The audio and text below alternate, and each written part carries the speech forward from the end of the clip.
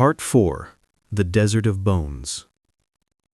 Where hope begins to die, where survival becomes memory, and where the land itself becomes a graveyard. There are deserts that stretch wide and beautiful, deserts that shimmer under moonlight, deserts that host caravans, poets, and stories handed down across generations. And then there is the desert Sudan woke up to. A desert that swallowed the living before the dead were even counted. A desert where wind carried not the scent of dust, but the ghost of burned homes and vanished families. A desert where bones lay half-buried, not because time forgot them, but because war had no time to bury its victims. This was the world Yasir, Hana, and Saad entered as they fled a city that no longer existed. Khartoum behind them burned like a second sun on the horizon. Ahead of them stretched a wasteland shaped by genocide. Hundreds of thousands began a march westward and southward, not towards a destination, but away from death.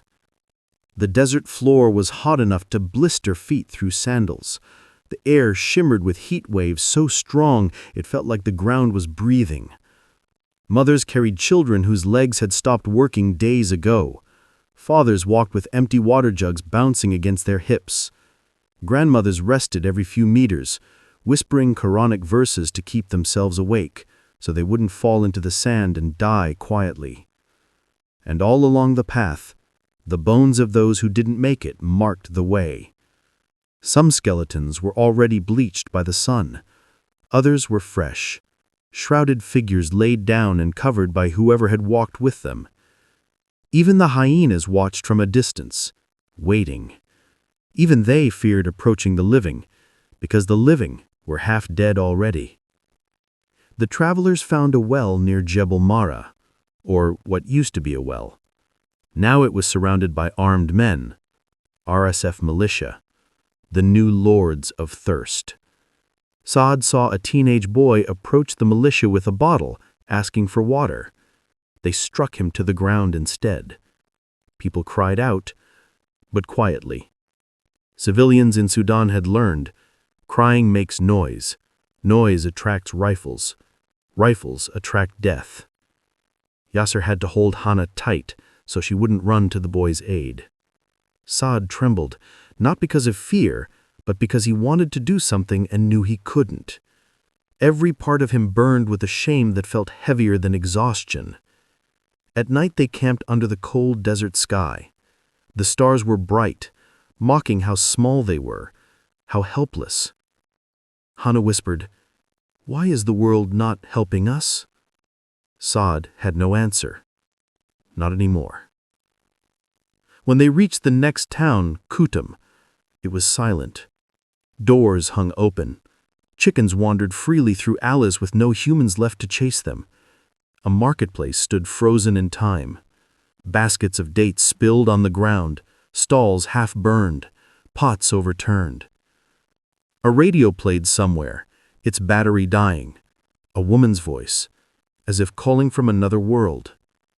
They found no bodies. They found no people at all. Saad murmured, "They were taken." Yasir looked around. Or they ran. But after weeks walking through these lands, they all knew the truth. When whole towns disappear in Sudan, it's rarely by choice. When they finally reached a large displacement camp, the air was thick with smoke from cooking fires and something else, the smell of bodies not yet buried. This was Zamzam camp, once a place of refuge. Now it resembled a collapsing world within a collapsing country. Tents stretched endlessly. Children sat in the dirt, unmoving. Aid trucks stood rusted, empty for months. Water lines stretched so long they disappeared between tents. People fainted while waiting. Saad helped carry the sick to a makeshift clinic, a sheet tied between two poles, a table, 2 nurses, and a single box of medicine guarded like treasure. One morning, they buried 6 people. The next morning, 14. The following day, 27. The desert was hungry, and the camp could barely keep up. One evening, Yasir found an old radio in the trash heap behind the camp. He dusted it off and brought it back to Saad and Hana. He said, "Maybe it works." It didn't.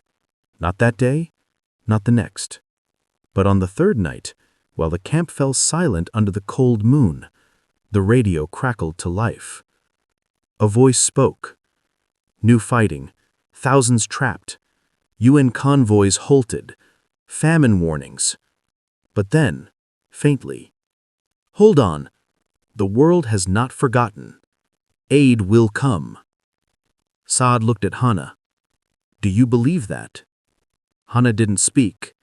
She just hugged her knees tighter. Because hope was a dangerous thing. It tasted sweet, but it killed slowly when it didn't arrive. The night after the radio broadcast, headlights appeared on the desert horizon. Trucks, dozens of them, driving fast. People in the camp screamed. Mothers grabbed children. Men grabbed rocks because that's all they had. Saad shouted, "Run south into the dunes, now!" The camp erupted in chaos. Gunfire, screams, the tearing of tents. Fire spreading as easily as dry grass under a match. Hana tripped, nearly crushed by a Russian crowd. Yasir pulled her up. Saad shielded both of them as a truck sped past, bullets ripping through the air like angry insects. The three of them ran into the open desert far from the burning camp. Behind them, flames rose high, turning the sky red, then black. Always black. They walked through dawn, through heat, through hunger. And as they walked, they passed the remains of others. Bones half swallowed by sand, clothes faded but still clinging to skeletal forms. A child's shoe beside a rib cage, a cracked cooking pot resting near a skull. The desert was full of stories. It was just that nobody remained to tell them. Yasir whispered, "Are we going to die here?" Saad put his hand on the boy's shoulder. "Not here." Hana nodded, her face covered in dust. "We keep walking." Because in Sudan, survival is not hope. It is duty. It is stubbornness. It is rebellion against the death written into the sand. After weeks of walking through a wasteland shaped by hunger and fear, they reached something they hadn't seen in a long time. A line of people. Thousands of them. And beyond them, a border. Not safety, not paradise, but a gate. A possibility. The end of Sudan's desert of bones. Saad held Hana's hand. Yasir held Saad's shirt. For the first time in months, they breathed. Not relief, but the fragile air of people who know they are still alive. Just barely.